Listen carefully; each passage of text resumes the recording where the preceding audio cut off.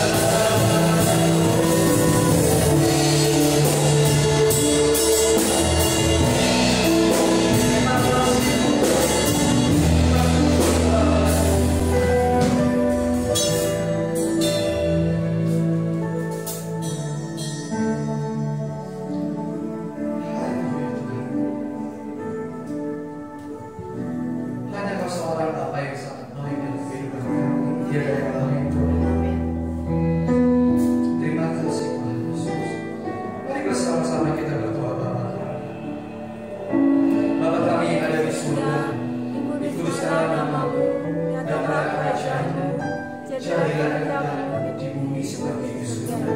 Berikanlah kami hari ini makanan kami yang sesungguhnya, dan ampunilah kami kesalahan kami, seperti kami juga mengampuni orang kesalahan kami. Dan janganlah membawa kami ke dalam cobaan, tetapi lepaskan kami dari jahat. Karena Allah yang mempunyai kerajaan, dan kuasa, dan kemuliaan selama-lamanya. Amin. Haleluya. Amin. Shalom semuanya. Coba kasih selamat yang ke kanan kirinya. Ayo dong. Halo semuanya. Amin. Saya percaya bahwa Tuhan sudah kekuatan kita. Amin. Amin. Amin. Siapa sudah kekuatan kita? Amin. Yesus. Amin. Sudah Tuhan. Haleluya. Mereka yang pikiran ini.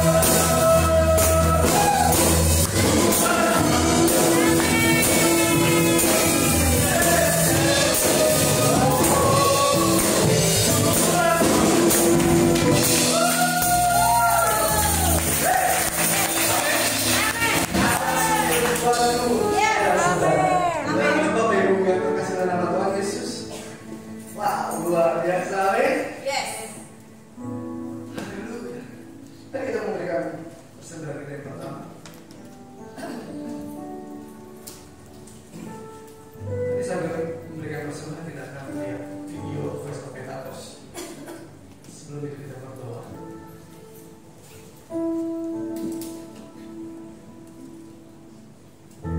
Haleluya Tuhan. Engkau luar biasa Tuhan Yesus. Engkau alasan untuk kami hidup dan alasan kami untuk memberi hari ini, dan Engkau memberi kami terlebih dahulu di dalam kehidupan kami. Kami mau memberi Tuhan, mengucap syukur dengan sukacita dengan kesembuhan hati kami. Yang siap memberi katakan amin. Sama-sama kita kasihkan kuasa Pentatos.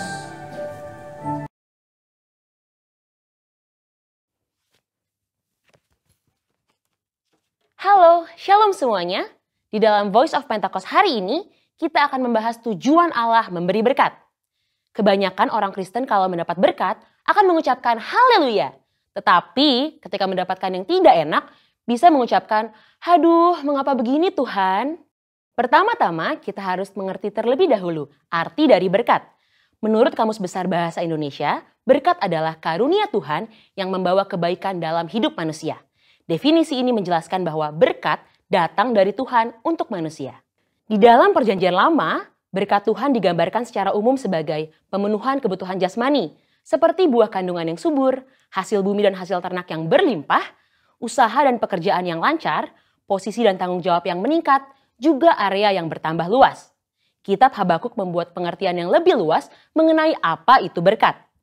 Berkat Tuhan yang ditekankan di dalam kitab Habakuk adalah mengenai keselamatan dan kekuatan yang Tuhan berikan walaupun ada di dalam keadaan yang tidak baik. Karena di tengah-tengah keadaan yang tidak sesuai dengan harapan manusia, Tuhan tetap menyelamatkan dan memberi kekuatan. Setelah mengetahui definisi berkat, kita akan mengerti tujuan dari suatu berkat. Yang pertama, berkat menyadarkan orang akan sang sumber berkat. Kita percaya Tuhan adalah satu-satunya pihak yang dapat membuat dan menciptakan berkat. Dan tidak ada satupun pihak lain yang dapat menciptakan berkat. Yakobus 1 ayat 17. Setiap pemberian yang baik dan setiap anugerah yang sempurna datangnya dari atas. Yang kedua, berkat membuktikan kedaulatan Tuhan. Sebagai sumber berkat, Tuhan adalah pihak yang dapat memutuskan dan menentukan kepada siapa berkat itu akan diberikan. Bilangan 23 ayat 20. Yang ketiga, berkat membuktikan pemeliharaan Tuhan.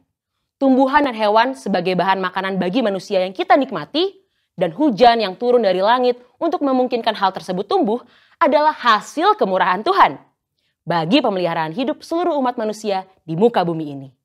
Berkat menunjukkan dan membuktikan betapa baiknya Tuhan bagi umat manusia. Yang keempat, berkat Tuhanlah yang membedakan kehidupan orang benar dengan dunia. Hal yang membedakan antara orang yang bersungguh-sungguh beribadah kepada Tuhan dengan yang tidak adalah mereka akan menerima berkat kekuatan, pemeliharaan, dan keselamatan untuk mengatasi masalah. Maliaki 3 ayat 18, maka kamu akan melihat kembali perbedaan antara orang benar dan orang fasik, antara orang yang beribadah kepada Allah dan orang yang tidak beribadah kepadanya. Hal penting yang harus kita mengerti adalah, walaupun orang benar dapat menghadapi masalah, namun sikap orang benar dalam menghadapi masalah akan sangat berbeda dengan dunia. Hal ini karena Tuhan senantiasa memberi damai sejahtera dan kekuatan bagi orang-orang yang sungguh-sungguh beribadah kepadanya. Seperti yang tertulis di dalam Yohanes 14 ayat 27. Dan yang kelima, berkat Tuhan untuk menunjukkan kasih setia Tuhan. 2 Petrus 3 ayat 9 menulis, Tuhan tidak lalai menepati janjinya, sekalipun ada orang yang menganggapnya sebagai kelalaian, tapi ia sabar terhadap kamu, karena ia menghendaki supaya jangan ada yang binasa, melainkan supaya semua orang berbalik dan bertobat. Kita yakin bahwa berkat dan pemeliharaan Tuhan membuktikan ia adalah Allah yang setia. Walaupun kita sebagai manusia terkadang tidak setia. Namun ia tidak pernah lalai menepati janji-janjinya. Yang keenam, berkat Tuhan menguji integritas kita. Mengutip kata-kata terkenal dari Robert Ingersoll, yaitu setiap manusia dapat tahan dalam keadaan yang tidak baik, namun hanya manusia hebat yang dapat bertahan di dalam kelimpahan. Kutipan ini menunjukkan bahwa hidup berkelimpahan atau penuh berkat terkadang dapat menjatuhkan seseorang. Namun, hanya orang yang memiliki integritas saja yang dapat tetap hidup benar di saat berkelimpahan. Integritas dapat membuat seseorang untuk dapat bersikap rendah hati dan memiliki empati terhadap lingkungan sekitarnya saat mengalami kelimpahan. Selain itu, orang yang mempunyai integritas dapat menjaga hidupnya tetap benar walaupun ia memiliki segala kemampuan dan kesempatan untuk berbuat apapun tanpa batasan.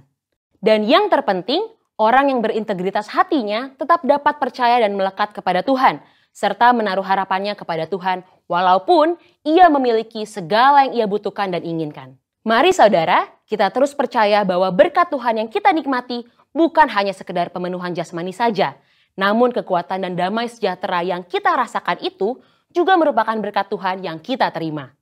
Biarlah kita senantiasa terus sadar bahwa keberadaan kita bukan hasil kekuatan kita sendiri, namun merupakan berkat Tuhan bagi kita. Jangan kita fokus pada berkatnya, namun teruslah mendekat pada sumber berkatnya, yaitu Allah sendiri di dalam kehidupan kita. Saudara, untuk penjelasan lebih lengkapnya dari tim teologi kami, jangan lupa buka link yang ada di atas atau scan QR Code yang tersedia. Salam integritas, Tuhan Yesus memberkati.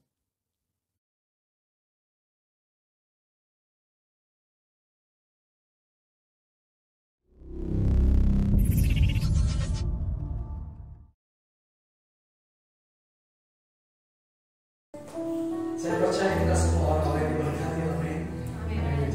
Dan hari ini biar berkat Tuhan mengatur lewat kebenaran firman Tuhan. Sama-sama kita tetap diam dalam hadirat Tuhan. Biarlah Tuhan Kau melihat setiap kerinduan kami ya Bapa. Kau melihat setiap kedalaman hati kami Tuhan. Kami merindukan Kau ya Bapa ya Bapa. Jiwa kami merindukan Kau Tuhan. Karena kami tahu Yesus, hanya Yesus saja yang mengenal setiap hati kami. Dan kami mau Kau membawa kami untuk lebih dekat lagi di dalam Kau ya Tuhan. Terima kasih Yesus.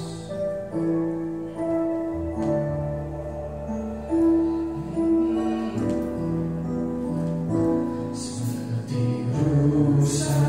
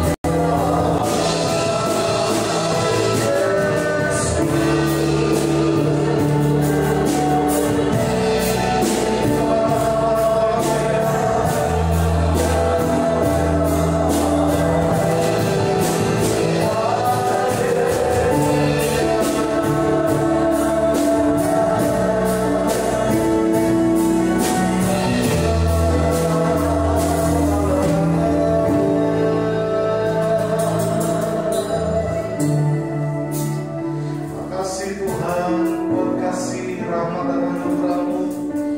Kalau kami boleh ada sampai saat ini semua karena anugerah Tuhan. Amin.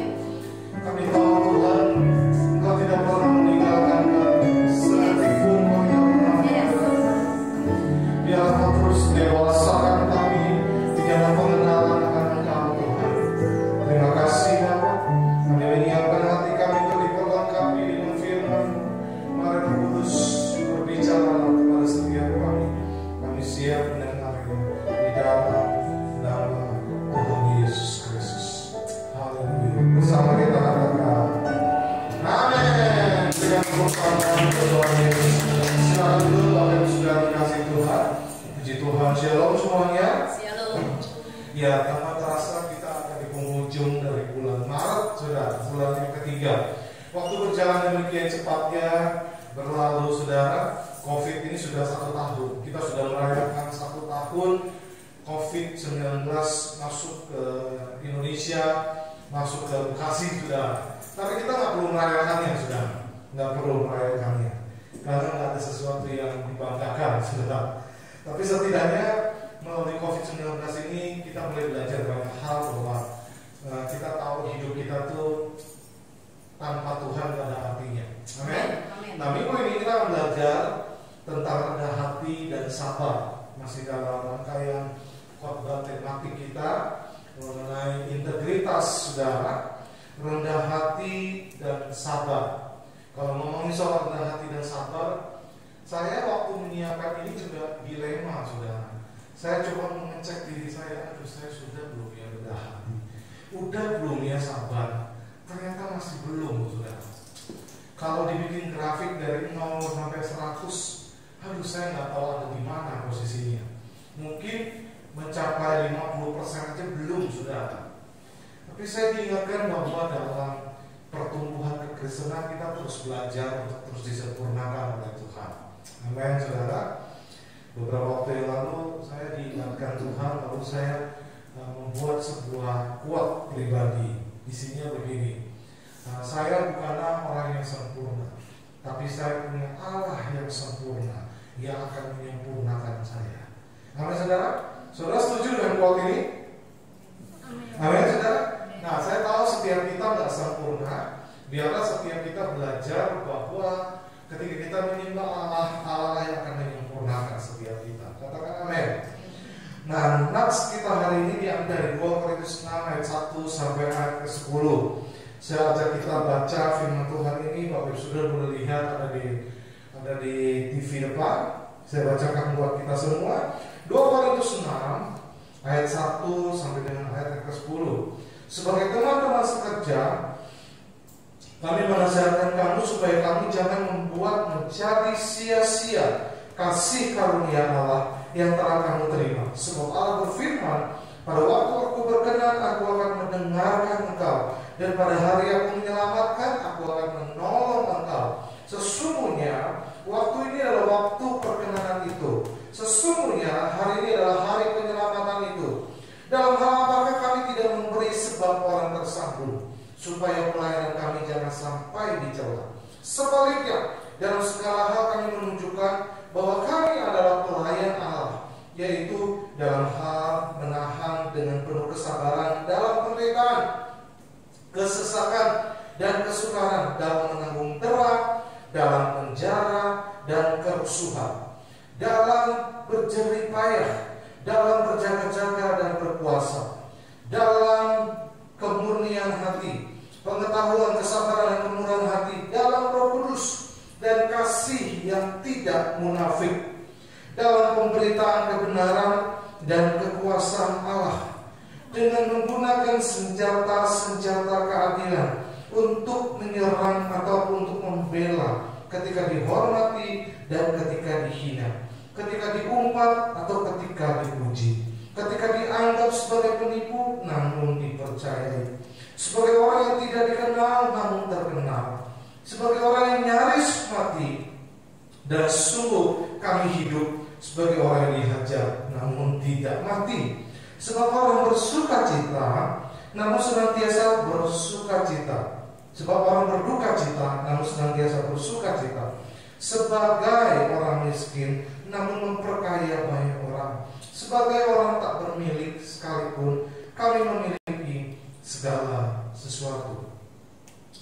Lewat firman Tuhan ini menjadi pandangan baru buat kita dalam menata atau menita kehidupan kekristenan kita. Nah, kalau pengertian rendah hati, saya kutip, rendah hati itu artinya sifat pribadi yang bijak pada seseorang, dapat memposisikan sama antara dirinya dengan orang lain, merasa tidak lebih pintar, baik, mahir, serta tidak merasa lebih tinggi atau mulia, juga dapat menghargai orang dengan tulus. Nah, ini pengertian rendah hati yang saya ambil secara umum, saudara. Lalu sabar berasal dari kata sobaro yasbiru yang artinya menahan. Jadi menurut istilah, sabar adalah menahan diri dari kesusahan dan menyikapinya sesuai syariah dan akal, menjaga lisan dari celaan dan menahan anggota badan dari berbuat dosa lainnya. Sekali lagi saya ambil pengertian ini secara umum yang memang banyak diambil dari saudara sepupu kita, dari orang-orang Kedar. Namun pengertiannya kalau kita ambil bagaimana kita mengerti tentang rendah hati dan sabar itu sebetulnya adalah bagian daripada buah roh yang harus kita hasilkan dalam kehidupan kekristenan kita. Yang setuju katakan amin. Jadi saudara, rendah hati dan sabar dalam bulan ini harus kita miliki. Kalau kita belum miliki, mari kita kejar hal ini supaya kita memiliki hal ini, saudara. Jadi belajarlah untuk bisa tetap rendah hati dan sabar, karena inilah yang betul-betul Tuhan kehendaki dalam kehidupan kekristenan kita, saudara. Oke, ada beberapa hal atau ciri-ciri orang yang rendah hati dan sabar. Kalau kita lihat dari nats yang tadi kita sudah baca, yaitu 2 Korintus 6 ayat yang pertama sampai dengan ayat yang 10. Nanti ikutin saya aja, jangan duluan. Yang pertama kita lihat, menghargai kasih karunia Allah dalam 2 Korintus 6 ayat 1 sampai 2. Sebagai teman-teman sekerja, kami menasihatkan kamu supaya kamu jangan membuat menjadi sia-sia kasih karunia Allah yang telah kamu terima. Perhatikan baik-baik. Ayat ini dikatakan supaya kamu jangan membuat menjadi sia-sia kasih karunia Allah yang telah kamu terima. Bapak Ibu Saudara dikasih Tuhan, hari ini dengan rendah hati saya juga mengajak setiap kita untuk kita sama-sama menghargai kasih karunia Allah yang Tuhan sudah berikan pada buat hidup kita. Dan sesungguhnya apa sih kasih karunia Allah itu? Kasih karunia Allah itu adalah pemberian cuma-cuma yang dikerjakan Allah, bukan karena kebaikan manusia, tetapi karena kemurahannya semata-mata. Slide berikutnya, nah, sekarang malah ngikutin. Nah, hal yang gratis yang memang biasanya kemudian tidak dihargai. Namun kasih karunia bukan diberikan gratis karena murahan. Perhatikan baik-baik. Jadi kasih karunia yang Allah berikan bukan murahan, tetapi karena memang kita tidak bisa atau tidak bisa dibayar, kata tidak bisa dibayar oleh manusia dengan apapun juga. Jadi hal terbaik yang dilakukan manusia menerimanya adalah dengan menghargainya. Nah, sekarang ada pertanyaan, apa yang Anda lakukan dalam hidup Anda untuk menghargai kasih karunia Allah? Coba saudara jawab dalam hati masing-masing. Apa yang harus atau apa yang sudah saudara lakukan dalam hidup ini untuk menghargai kasih karunia Allah? Saya percaya apa yang Tuhan berikan dalam hidup kita sudah sangat banyak. Amin. Sudah terlalu banyak yang Tuhan berikan dalam hidup ini. Bahkan ini adalah minggu-minggu Paskah. Kita sedang nanti hari Jumat. Kita ada ibadah di tempat ini 1 kali jam 10, Bapak Ibu Saudara mulai hadir. Nanti hari Jumat kita ada ibadah di tempat ini. Kita kita merayakan bagaimana pengorbanan Yesus yang luar biasa.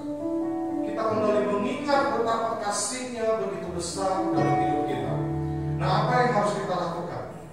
Rendah hati dan sabar itu adalah sebuah ekspresi perbuatan kasih kita kepada Allah, dan perbuatan atau sebuah ekspresi kita dalam menghargai kasih karunia Allah. Katakan amin. Katakan amin. Bapak Ibu sudah dikasih Tuhan, mari kita belajar menghargai kasih karunia Allah. Karena ini adalah ciri-ciri orang yang rendah hati dan sabar. Kalau saudara bisa menghargai kasih karunia Tuhan, amin. Saudara, kita mendapatkan kemurahan Tuhan bukan karena kita hebat, bukan karena kita pintar, bukan karena kita mampu, tapi karena kasih karunia Tuhan berikan buat kita. Sekali lagi, ini bukan murahan, saudara. Walaupun kita dikasih free, ini bukan murahan. Tapi karena memang kita tidak akan mampu membayarnya, saudara. Karena kita tidak akan pernah bisa mampu membayarnya. Artinya apa yang sudah Tuhan berikan itu apa ya, saudara? Melebihi daripada nilai hidup kita sendiri, Bapak Ibu Saudara. Maka kita perlu sekali menghargai kasih karunia Allah. Kita menghargai apa yang sudah Tuhan lakukan dalam hidup kita. Katakan amin. Bahkan apa yang Tuhan Yesus korbankan buat hidup kita, itu bukanlah pengorbanan yang biasa-biasa, saudara, tapi itu adalah pengorbanan yang ekstrim. Buat siapa? Buat saudara dan saya. Supaya apa? Supaya kita diselamatkan. Amin, Bapak Ibu Saudara. Kita harus belajar miliki sikap hati yang demikian, menghargai kasih karunia Tuhan. Yang setuju katakan amin. Betapa besar kasih-Mu Allahku, sehingga Kau berikan Yesus padaku, supaya aku tidak binasa, melainkan boleh hidup yang kekal. Mari sama-sama kita katakan, kami sembah Kau, sembah Kau, sembah Kau, Engkau yang layak untukku sembah, sembah Kau,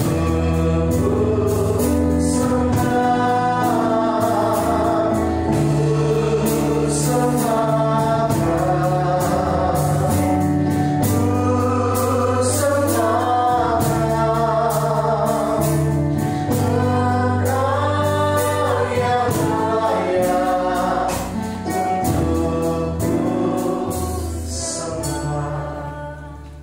Orang yang menghargai kasih karunia Tuhan adalah orang yang menyadari bahwa hidupnya itu tidak ada apa-apanya. Kalau saudara merasa saudara hebat, saudara itu nothing di hadapan Tuhan. Kita tuh nothing di hadapan Tuhan. Kita harus mengerti, kita harus memahami bahwa kasih karunia Allah itu perlu kita hargai.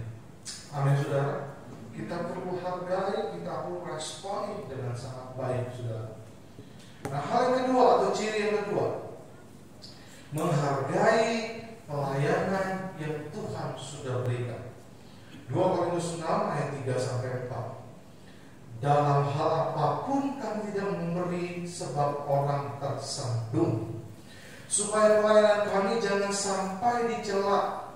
Sebaliknya dalam segala hal kami menunjukkan bahwa kami adalah pelayan Allah, yaitu apa? Dalam menahan dengan penuh kesabaran dalam penderitaan, kesesakan, dan kesukaran. Saudara, saya sangat percaya bahwa hidup kita yang kita beri buat melayani Tuhan itu adalah sesuatu yang sangat baik. Namun Tuhan mau kita menghargai pelayanan yang sudah Tuhan berikan dalam hidup kita. Katakan amin. Jangan pernah kita anggap remeh pelayanan ini, saudara. Bahkan saudara yang belum melayani, saudara harus memberi diri saudara untuk masuk dalam pelayanan dengan kita melayani Tuhan, kita tuh mengabdi sama Allah. Kita tuh mengabdi sama Tuhan. Amin saudara. Dan dalam pelayanan kita tuh akan banyak diproses oleh Tuhan. Kita tuh akan banyak dihajar, mungkin saudara, dididik oleh Tuhan untuk jadi semakin dewasa. Nah, orang yang rendah hati juga mengakui bahwa pelayanan yang bisa dikerjakannya semata-mata adalah karena kesempatan yang Tuhan berikan. Satu saat ada video, mungkin beberapa tahun yang lalu, saya percaya Bapak Ibu Saudara juga mungkin pernah ada yang terima. Ada satu orang ketika dia masih mungkin baru menginjak remaja, disuruh oleh malaikat Tuhan untuk melayani. Lalu dia bilang, nantilah saya masih sibuk dengan sekolah dan segala macam, dan saya masih mau main-main. Akhirnya dia makin bertumbuh dewasa, mulai bekerja. Nantilah saya sibuk dengan pekerjaan, bla bla bla segala macam. Akhirnya dia sudah mulai makin dewasa lagi, dia menikah, punya anak, punya keluarga. Lalu disuruh lagi sama malaikat Tuhan untuk pelayanan, dan dia berkata, nantilah saya sibuk ngurusin kerjaan, ngurusin keluarga, ngurusin anak, istri, bla bla bla segala macam. Sampai akhirnya jadi tua. Waktu dia jadi tua, sakit, kena stroke sudah. Lalu malaikat Tuhan datang. Malaikat Tuhan datang. Nah, waktu malaikat Tuhan datang, malaikat Tuhan dia mulai bilang, malaikat, saya sekarang mau melayani lah. Saya sekarang mau melayani. Lalu malaikat bilang, sekarang saya datang bukan buat suruh kamu pelayanan, tapi sekarang saya mau datang, mau jemput kamu untuk datang ke Tuhan. Mati alias mati sudah. Saudara, dengan kata lain begini, kalau kita punya kesempatan buat melayani, mari kita melayani. Jangan sampai nanti mulut mencong, saudara udah nggak bisa jalan, baru kita melayani Tuhan. Buat apa kayak gitu, saudara? Waktu suaranya masih merdu-merdunya, saudara, nggak mau pelayanan. Ngapain sih? Suara gua mahal kalau buat nyanyi di gereja. Kita merasa begitu, saudara. Terus begitu suaranya sudah mulai hilang, saudara, makin tua, udah nggak laku, saudara, baru mau bilang saya mau melayani Tuhan. Telat, saudara. Amin, saudara. Sekarang ada kesempatan melayani, mari kita melayani. Dan buat para pelayan Tuhan yang sudah melayani Tuhan, mari kita belajar menghargai pelayanan yang sudah Tuhan berikan dalam hidup kita. Katakan amin. Katakan amin. Saya mau sedikit kesaksian. Di tahun yang lalu, saya mengambil sebuah sikap ekstrim dalam hal pelayanan, yaitu saya melepaskan begitu banyak jabatan-jabatan besar dalam pelayanan saya. Dan akhirnya saya hanya fokus di sini, dan saya sedang fokus juga menyelesaikan kuliah S3 saya, saudara. Lalu mungkin banyak orang berpikir, waduh sayang banget ya, kalau dari segi karir mungkin bahwa karir pelayanan saya itu udah enak, udah tinggi, sudah. Tapi ternyata Tuhan minta berbeda. Dan di saat itulah saya mulai memahami sebetulnya apa itu pelayanan. Apa itu pelayanan? Nah, jangan sampai kita salah kaprah. Pelayanan itu, saudara, harus ada di gereja yang besar, punya jabatan, saudara, baru kita merasa bahwa itu pelayanan kita hebat, saudara. Saya mulai makin menyadari kesini bahwa pelayanan itu yang kita cari bukanlah kebanggaan, bukanlah posisi, saudara. Tapi ketika kita melayani, dimanapun kita, apapun bagian kita, kita bisa melayani Tuhan. Amin. Amin, saudara. Amin. Amin, saudara. Dan ketika saya meletakkan semua jabatan saya, saudara, itu sepertinya Tuhan tersenyum sama saya. Tuhan bilang, kamu baru sadar ya sekarang. Ya, saya menyadari, saudara, bahwa saya ini orang yang sibuk dalam pelayanan, sibuk betul dengan pelayanan, sampai waktu buat keluarga pun nggak ada, saudara. Tapi ketika saya tahu esensi pelayanan sesungguhnya itu adalah apa, saudara, saya kesini makin happy kalau melayani Tuhan. Amin, saudara. Makin happy, bukan karena materi, bukan karena uang, bukan karena posisi. Memang udah nggak ada posisi, udah nggak ada jabatan, saudara. Jadi saya melayani lebih feel free, nggak dibebani dengan jabatan, nggak dibebani dengan banyak hal, saudara. Amin, saudara. Saya bersyukur punya istri yang mendukung saya. Ada Bu Marina juga yang support saya pada saat saya melepaskan jabatan. Enggak gampang saudara, enggak gampang saudara. Dan saya betul-betul belajar, Tuhan, I have nothing. Saya bukan siapa-siapa. Dan ketika saya belajar menghargai pelayanan yang Tuhan berikan, saya bukannya mempertahankan pelayanan saya besar, tapi justru saya mau, Tuhan mau saya belajar memulai segala sesuatunya atau melayani tanpa harus memiliki jabatan besar. Amin saudara. Di surga nanti Tuhan tidak tanya kita, kamu posisinya apa? Wakil karayon, kamu apa? Karayon? Oh enggak saudara, Tuhan gak tanya itu saudara, Tuhan gak tanya itu. Ketika kita melayani Tuhan, kita akan melayani jemaat, kita melayani jiwa-jiwa, saudara. Sekarang pelayanan saya justru malah apa ya? Saya menganggapnya. Mungkin kalau orang-orang melihat kok pelayanan sepertinya hal yang kecil. Saya melayani Zoom, konsultasi sama orang cuma satu orang. Saya bisa di Zoom berjam-jam cuma melayani satu orang, saudara. Kok sepertinya malah apa ya? Mungkin orang-orang berpikir kok turun, saudara. Tapi saya bilang enggak. Tuhan bilang enggak. Kenapa saudara? Karena saya masih terus melayani. Justru sekarang saya merasakan bahwa, aduh saudara, pelayanan yang saya lakukan makin kesini saya merasa, ya saya bukan melakukan apa yang manusia suka, tapi saya mau melakukan apa yang Tuhan suka. Amin saudara. Mari yang sudah melayani Tuhan, jangan pernah berhenti melayani Tuhan. Amin. Nah menurut Anda, apakah sesungguhnya pelayanan itu? Dan bagaimana Anda melakukannya selama ini? Ini boleh menjadi perenungan buat kita. Saya mau bilang, pelayanan itu nggak harus di atas mimbar. Amin saudara. Nggak harus di atas mimbar. Saudara bisa mengupayakan diri saudara melayani Tuhan dimanapun saudara berada. Yang setuju dengan saya katakan amin. Hal yang ketiga, menghargai hidup yang Tuhan anugerahkan. Di ayat 2 Korintus 6 ayat 8 sampai ayat yang ke-10. Ketika dihormati dan ketika dihina, ketika diumpat atau ketika dipuji, ketika dianggap sebagai penipu namun dipercayai, sebagai orang yang tidak dikenal namun terkenal, sebagai orang yang nyaris mati dan sungguh kami hidup, sebagai orang yang dihajar namun tidak mati, sebagai orang yang berduka cita namun senantiasa bersuka cita, sebagai orang yang miskin namun memperkaya banyak orang, sebagai orang tak bermilik sekalipun kami memiliki segala sesuatu. Menghargai hidup yang Tuhan anugerahkan. Nah saudara, hidup ini cuma sekali. Hidup ini cuma sekali. Nah selagi kita masih hidup, kita harus memberi nilai dalam hidup kita. Seberapa besar nilai dalam hidup kita itu tergantung bagaimana kita menghargai hidup yang sudah Tuhan berikan dalam hidup ini. Amin.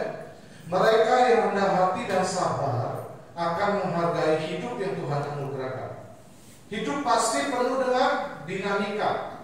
Kadang dihormati atau dihina. Ada juga yang duka cita dan sukacita. Ada masa kaya dan miskin. Tetapi semuanya adalah hal yang berharga dan diizinkan Allah. Semuanya dipakai Tuhan untuk membentuk setiap kita menjadi pribadi yang kuat di tengah-tengah situasi dan kondisi apapun. Amin saudara. Menghargai hidup. Walaupun kita dalam kondisi yang tidak mengenakan, kita mengerti bahwa hidup yang Tuhan anugerahkan dalam hidup kita ini luar biasa. Amin saudara. Kita tetap hidup rendah hati, kita tetap sabar, kita tetap melayani Tuhan saudara. Amin saudara. Ada hamba Tuhan berkata waktu bulan Desember kemarin, saya mengalami banyak tragedi lah saya bilang. Istri saya harus dioperasi karena ada usus buntu sudah. Lalu belum keluar dari rumah sakit, papa mertua saya meninggal dunia sudah dipanggil Tuhan. Dan tidak lama kemudian banjir melanda sudah, dan rumah saya kebanjiran. Dan ada orang yang notabene hamba Tuhan berkata, wah saya sedang ditegur Tuhan. Saudara tahu nggak, saudara? Ayub mengalami hal yang lebih parah dari saya. Sahabat-sahabatnya juga bilang, wah ada yang salah dengan hidup kamu. Saudara, saya mau bilang, kita menghargai hidup ini, saudara. Jangan dinilai dari hal yang baik-baik saja. Amin, saudara. Ketika kita mengalami hal yang tidak baik pun, kita harus belajar bersyukur. Amin. Katakan amin. Justru di situlah letak nilai dalam hidup kita, saudara. Katakan amin. Katakan yes. Wah, saudara, pokoknya saya mendengar itu, saya mulai berpikir, oh my God, berarti ketahuan, saudara. Kita ini nilainya seberapa ketahuan. Dinilai dari cara kita melihat atau menilai orang lain. Nah, saudara, ketika kita melihat orang lain susah, kita berpikir, wah dia sedang dalam penderitaan. Kadang-kadang orang yang susah itu nggak harus ditolong dengan kita memberikan uang atau memberikan makanan. Mereka perlu dibangun manusia spiritual mereka supaya mereka kuat. Amin, saudara. Supaya mereka kuat, dihiburkan supaya mereka bangkit. Katakan amin. Karena menghargai hidup itu artinya, ya itu dia. Kita tahu bahwa dinamika kehidupan itu naik turun, saudara. Dan ketika kita sedang turun, kita bisa tetap bersyukur, kita tetap bisa bersuka cita, kita bisa tetap melayani Tuhan, saudara. Katakan amin, saudara. Katakan amin. Amin. Terakhir, saya mau kesaksian. Ada seorang wanita yang luar biasa yang pastinya kita udah kenal, namanya Mother Teresa atau Bunda Teresa. Beliau adalah seorang Katolik, seorang biarawati Katolik, saudara. Dia memberikan hidupnya buat melayani orang-orang miskin. Dia miskin nggak? Sebetulnya dia nggak miskin. Dia dari keluarga yang lumayan, saudara. Tapi dia memberi hidupnya untuk menjadi seorang biarawati yang melayani banyak orang, saudara. Dan dia punya 14 jalan rendah hati menurut dia. Saudara boleh lihat, boleh baca langsung di sini. Yang pertama, berbicara sedikit mungkin tentang diri sendiri. Lalu uruslah diri persoalan pribadi-pribadi. Artinya enggak ngerasain orang, enggak ngomongin orang. Hindari rasa ingin tahu, kepo, saudara. Orangnya suka kepo, enggak, saudara. Dia bilang itu enggak. Janganlah mencampuri urusan orang lain. Apalagi, saudara, terimalah pertentangan dengan kegembiraan. Kalau ada konflik, kalau ada pertentangan, terimalah dengan sukacita. Amin, saudara. Wah, saya juga jadi belajar waktu saya membaca ini, saudara. Lalu, janganlah memusatkan perhatian kepada kesalahan orang lain. Orang lain bisa salah, kita pun bisa salah. Amin, saudara. Tapi jangan perhatikan itu, saudara. Dalam diri seseorang, dalam setiap kita punya banyak potensi.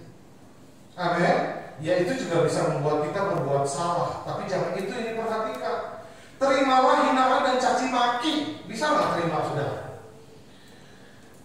Wah, beberapa minggu yang lalu istri saya mendengar berita tidak enak, ada fitnahan tentang kami, saudara. Wah, tadinya awalnya kita berdua kebakaran jenggot nih, saudara. Bereaksi mau meresponin segala macam.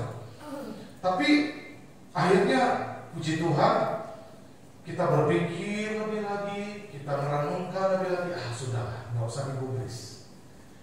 Orang mau ngomongin apa tentang kita, biarkan saja. Ada, saudara, biarkan saja. Terimalah perasaan tak diperhatikan, dilupakan, dan dipandang rendah. Bisa nggak, saudara? Berat. Mengalah terhadap kehendak orang lain. Aduh, apalagi ini. Terimalah celahan walaupun tidak layak menerimanya. Waduh. Bersikap sopan dan peka sekaligus seseorang memancing amarah Anda. Jangan mencoba agar dikagumi dan dicintai. Bersikap mengalah dalam perbedaan pendapat walaupun Anda yang benar. Dan 14. Pilihlah selalu yang tersulit. Waduh, saya bilang ini orang hebat. Ini orang hebat. Dia sampai dapat piala Nobel. Siapa dia? Hanya seorang Katolik. Tapi dia mengerti bagaimana punya sikap rendah hati. Satu saat dia diundang ke Amerika Serikat. Waktu dia datang, dia dipersiapkan hotel yang mewah sekali, saudara. Waktu dipersiapkan hotel yang mewah, lalu dia bilang sama panitia, hotel saya kemewahan, boleh nggak diturunkan ke kelas biasa saja? Sayang, lebih baik kalian sewa mahal-mahal, uangnya kasih ke saya. Saya bisa memberi makan orang-orang miskin di Kalkuta. Mikirnya sampai demikian, saudara.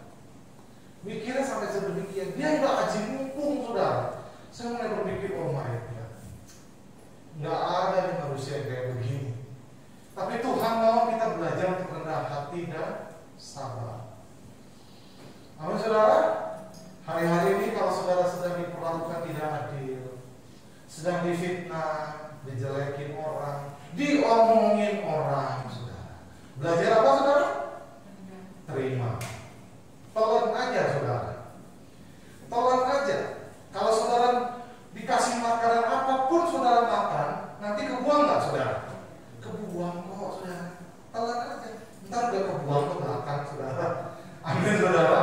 Nggak usah dipusingin, nggak usah dimasukin ke pikiran, nggak usah dimasukin ke hati, saudara. Amin, saudara. Yang mau katakan amin. Kita belajar untuk punya sikap rendah hati. Dan saya percaya sikap rendah hati itu memang diawali sepertinya kita Allah. Sepertinya kita apa?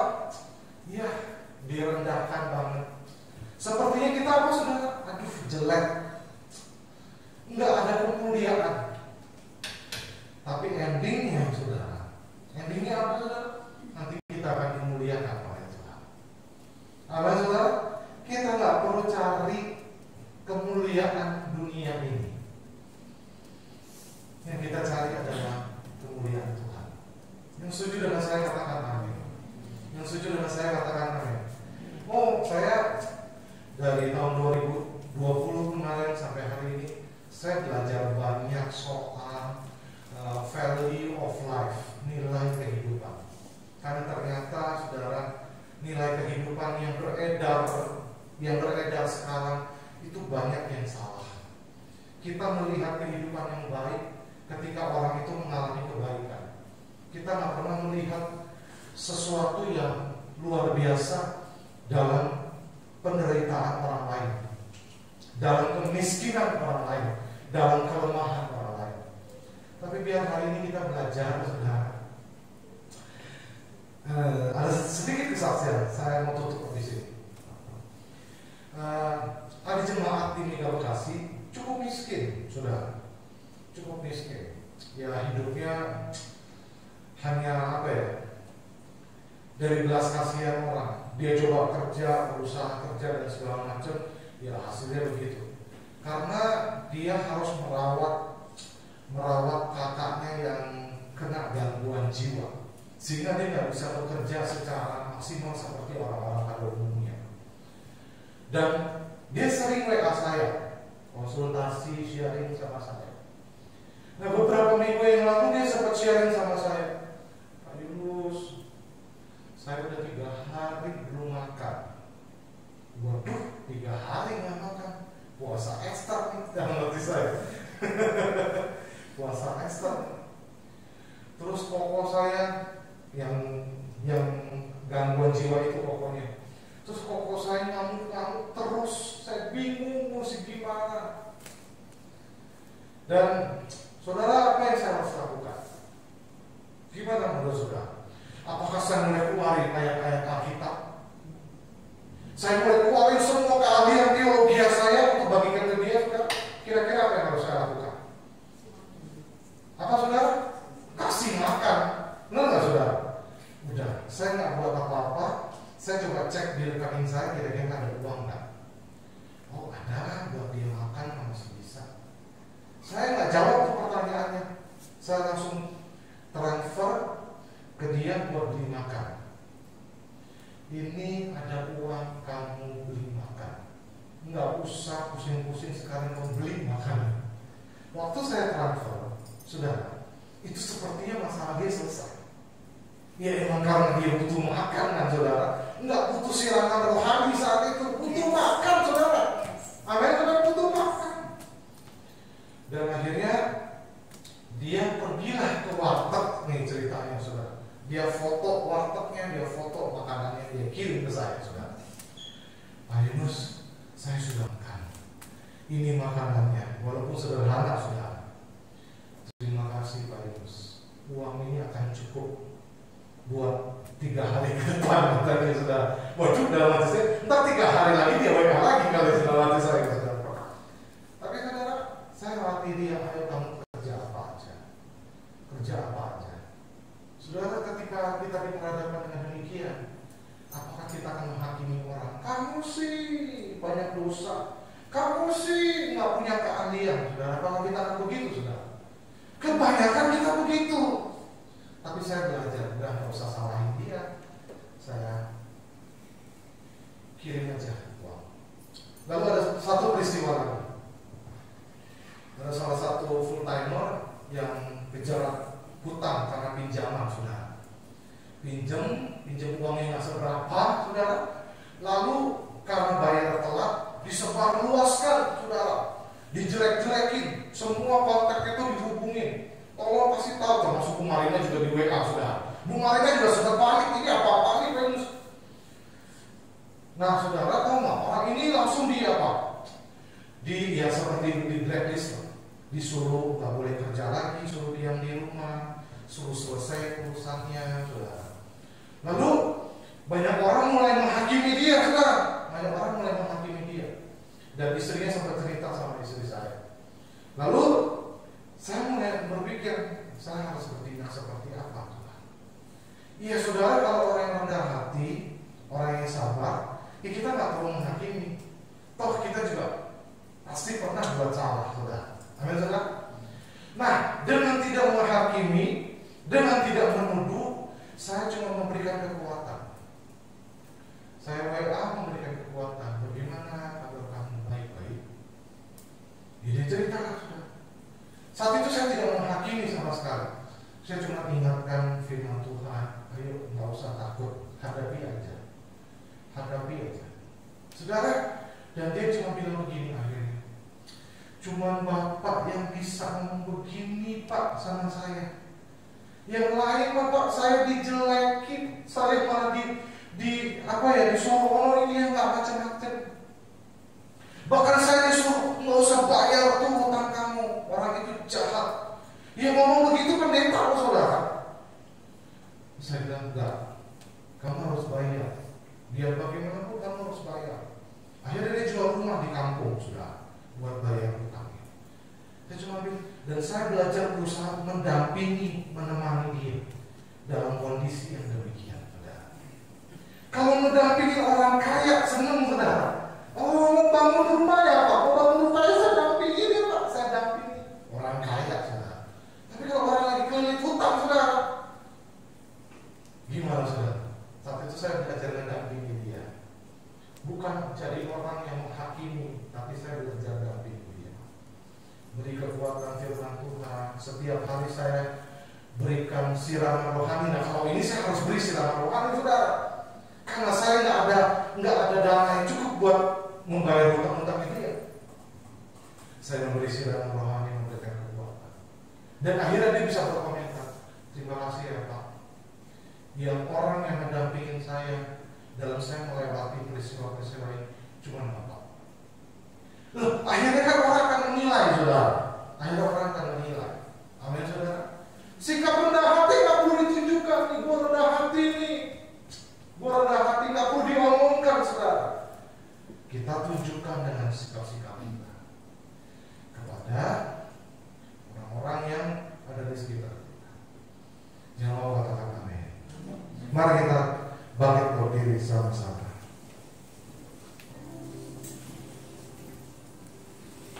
Terima kasih. Sampai nanti ku menutup mata, ku tetap setia menanti janjimu.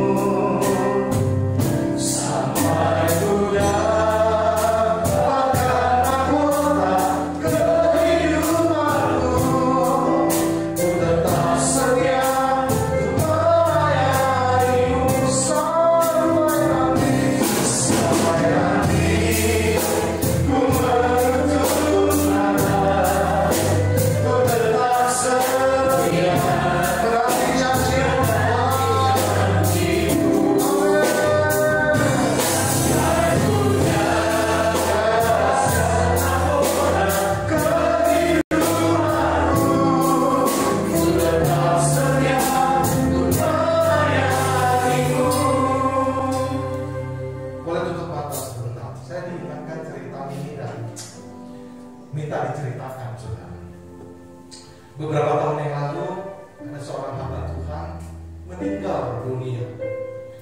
Waktu dia meninggal dunia, saya pun datang melayani keluarganya dan segala macam.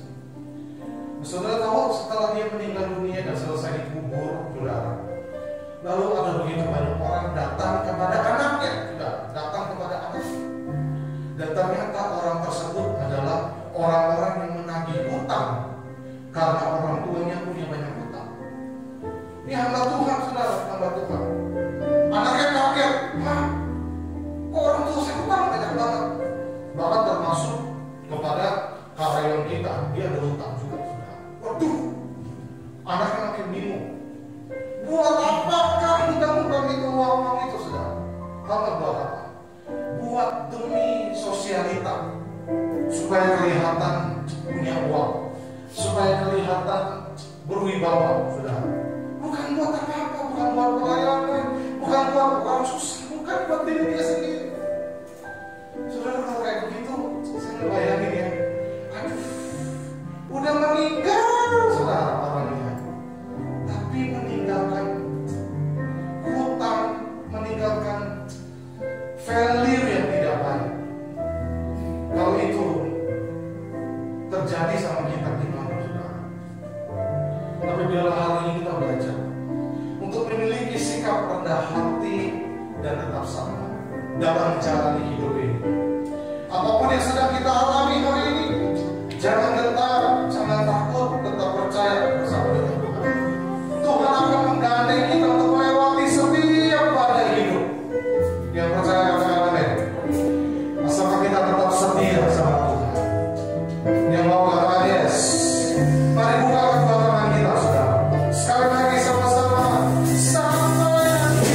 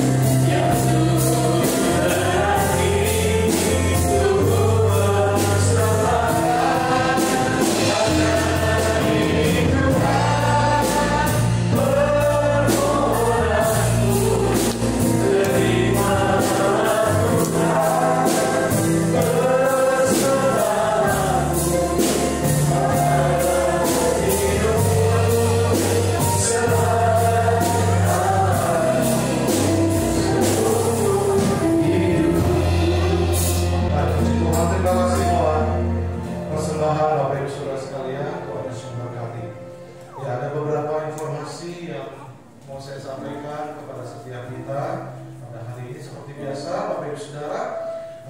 Bagi Bapak Ibu Saudara yang ingin menabur, silakan. Kalau hari ini tidak membawa uang yang cukup, mungkin menabur, silakan transfer ke rekening gereja yang telah tersedia, baik itu umum, pembangunan maupun diakonia. Nah, berikutnya, Bapak Ibu Saudara butuh pelayanan, silakan hubungi nomor telepon yang ada. Gereja akan melayani Bapak Ibu Saudara sekalian.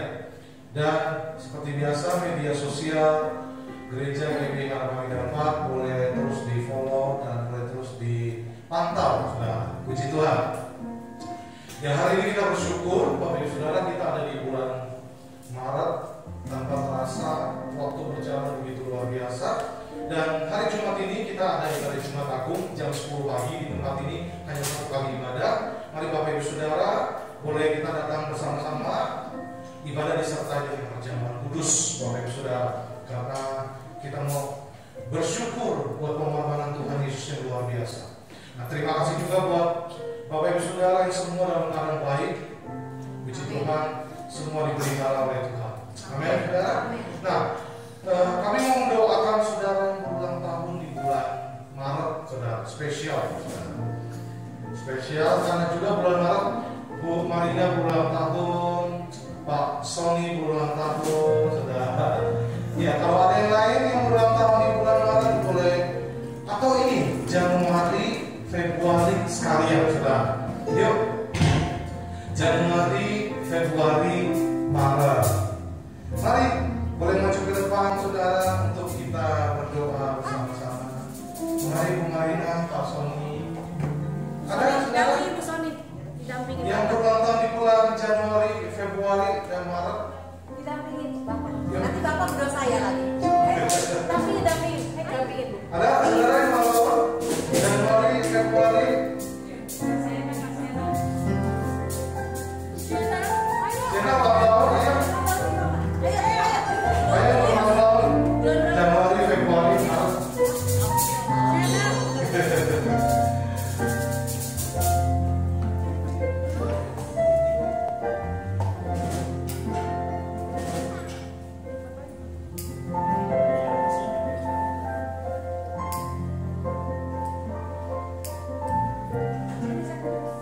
Mari saudara. Dampingin aja ya, Bu. Enggak dampingin gitu. Dampingin aja ya. Apa-apa, Bu? Dampingin suami. Suaminya. Oh, digini-giniin aja ya. Ayo, Pak.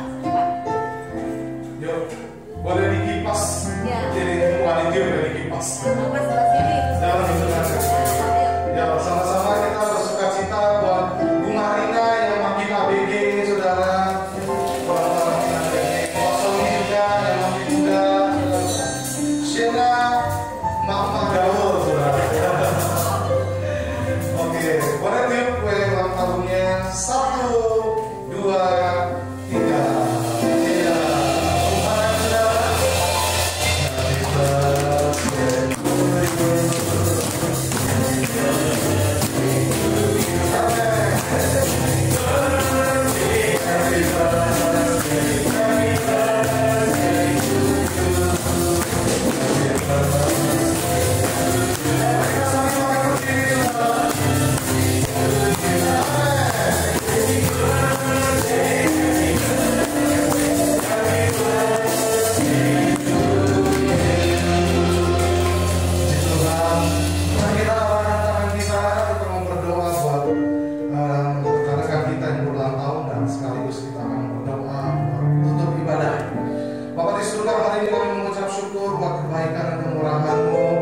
buat rekan-rekan kami, buat saudara kami yang kami kasihi yang ulang tahun pada hari ini, Bu Marina.